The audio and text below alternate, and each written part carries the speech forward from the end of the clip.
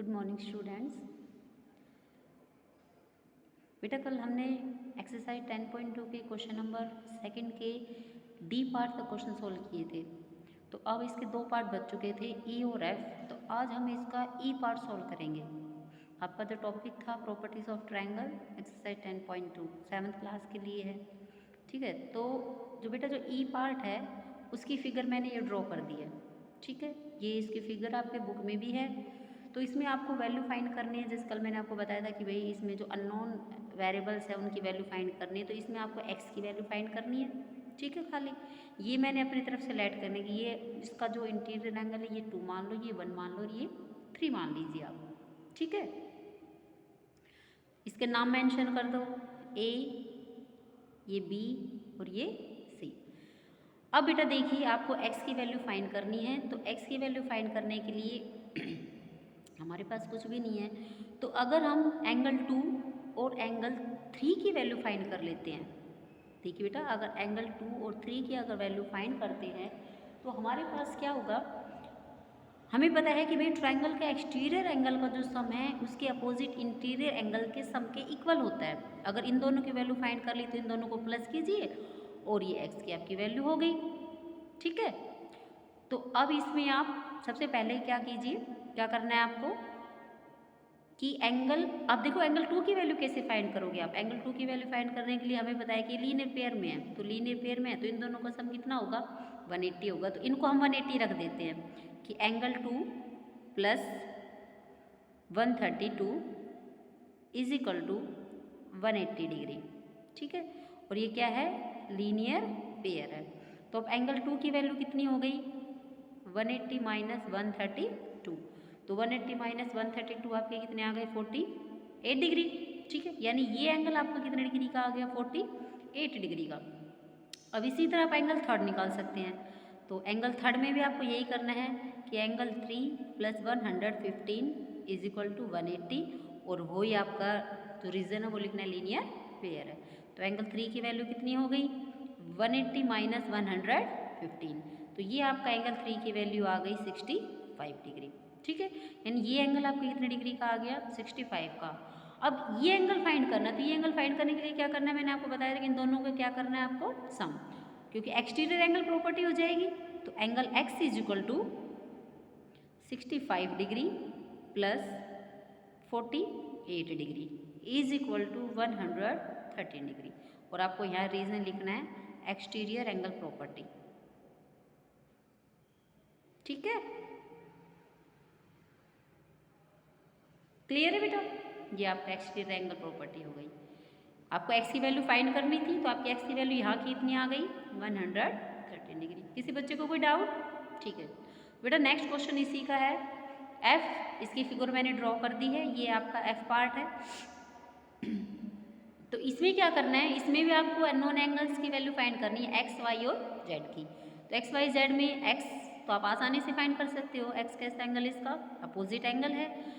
z कैसे find कर सकते हो, z आप इसका लीनियर पेयर से फाइंड कर सकते हैं। ठीक है, तो z आपका लीनियर पेयर से हो गया, बच गया y। तो y को आप दो तरीके से फाइंड कर सकते हैं। पहला तरीका एक्सटीरियर एंगल प्रॉपर्टी से, दूसरा एंगल सम प्रॉपर्टी से। ठीक है, तो अब इसको क्वेश्चन 1 सोल्व करते हैं। देखिए सबसे पहले एंगल x निकालिए। एंगल x की वैल्यू क्या होगी बेटा, angle x is equal to 55 degree. अब 55 क्यों है, क्योंकि भाई अपोजिट एंगल है। वर्टिकली कैसा एंगल हो गया, वर्टिकली अपोजिट एंगल है। ठीक है, हो गया।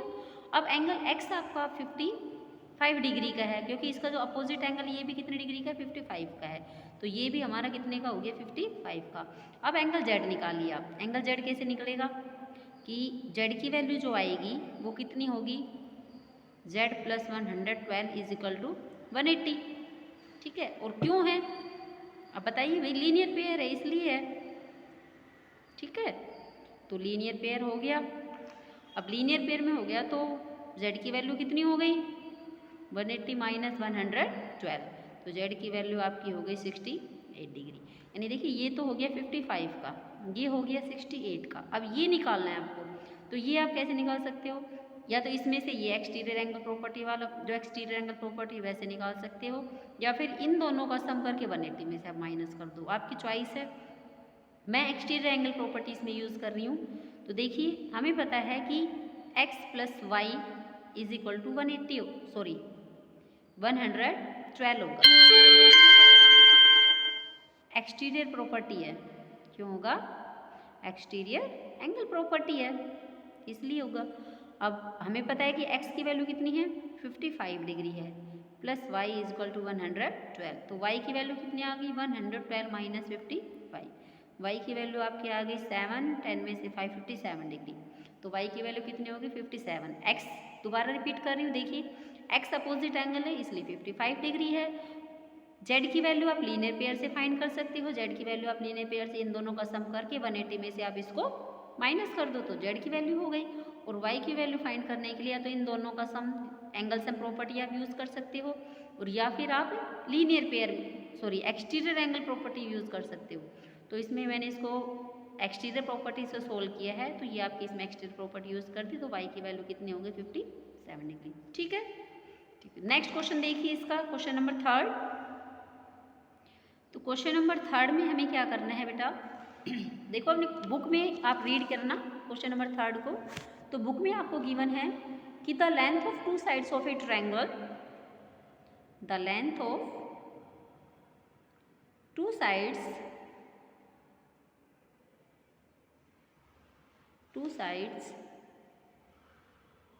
of a triangle are 7 centimeter and 9 centimeter। Clear है? तो आपको फाइंड करना है थर्ड साइड की लेंथ फाइंड करनी है। ठीक है, तो इसको बेटा करने के लिए क्या करना है आपको, इसको सोल्व करने के लिए देखो सिंपल सा तरीका है। किसी भी ट्रायंगल की जो ट्रायंगल पॉसिबल ड्रॉ करनी पॉसिबल कब होती है, जब हमें पता है, इसका फर्स्ट क्वेश्चन सोल्व किया था कि भाई किसी ट्रायंगल की 2 साइड्स का सम, जो स्मॉल 2 साइड्स है उनका सम थर्ड साइड से ग्रेटर होना चाहिए, तभी ट्रायंगल हम ड्रॉ करना पॉसिबल होगा। अगर ऐसा नहीं है तो ट्रायंगल पॉसिबल ड्रॉ करनी पॉसिबल नहीं होगी। ठीक है, तो इसमें क्या करना है, हमें 2 साइड्स गिवन है। साइड्स हमारी क्या गिवन है भाई, इसमें 7 सेंटीमीटर और दूसरी है बेटा 9 सेंटीमीटर। ठीक है, तो जो साइड है 7 सेंटीमीटर, जो थर्ड साइड्स की लेंथ होगी, लेंथ ऑफ थर्ड साइड वो कितनी हो सकती है, लेंथ ऑफ थर्ड साइड वो आपकी बेटा होगी या तो इन दोनों के सम के इक्वल या इन दोनों के डिफरेंस के इक्वल, उनके बीच की मेजर होगी। यानी कि सम ऑफ 2 साइड क्या होगी, सम ऑफ 2 साइड्स, और इनके बीच में वो लाई करेगी थर्ड साइड, और या फिर difference of 2 sides, difference of 2 sides.